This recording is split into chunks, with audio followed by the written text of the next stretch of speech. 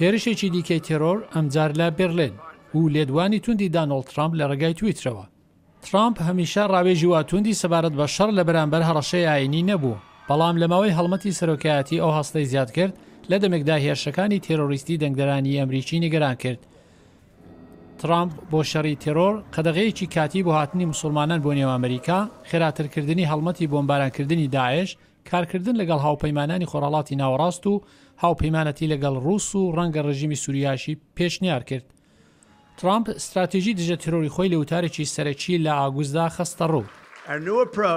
ڕێبازی نوێی ئێمە کە دەبێ هەردوو پارتی نێو ئەمریکا هاوپەیمانانی دەرەوە دۆستان لە خۆرهەڵاتی ناوەڕاست لێ ئاگادار بن، دەبێت پێشی بڵاوبوونەوەی ئیسلامی تووڕەوی بگیرێت.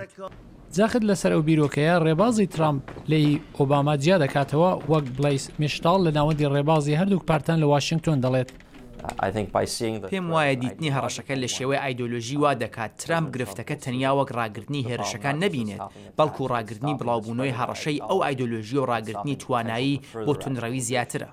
ڕخنەگران لە ئۆباما کە ئەو نایەوێت ئاگایی سەبارەت بە پەیوەندی نێوان تێرۆریزم و ئیسلام بدات ڕێگای بە هەوڵی ترامپ داوە جەخت لەسەر ئەو مەسەلەیە بکات، بەڵام ئەوان ئەوەش دەزانن کە 1 میلیارد و 700 میلیۆن مسلمان بە یەک چاو نابێت سیر بکرێت. بەڕێوەبەری پێشووی CIA مایک هیدن لە ناوەندی جیمستاون مانجی ڕابردوو قسەی کرد. هەڵبەت ئەوە پەیوەندی بە ئیسلامەوە هەیە، زۆری سەبارەت بە ئیسلامە، بەڵام خێراش ئەوەشی لێ زیاد دەکەم هەموو مەسەلەکە سەبارەت بە ئیسلام نییە، لە ڕێی خوادا سەبارەت بە هەموو مسلمانان نییە.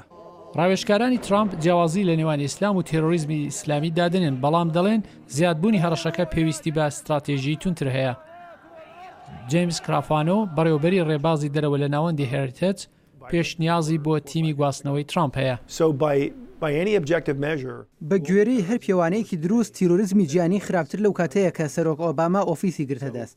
کەوابوو بۆچی کەسێکی عاقڵ پێی وایە کە استراتیژی دژە تیرۆری ئێمە ڕۆژی 20 ئەمانگە دەبێت هەمان استراتیژ بێت کاتێک دەزانین ئەوەی ئەنجامی دەدەین کاریگەر نییە.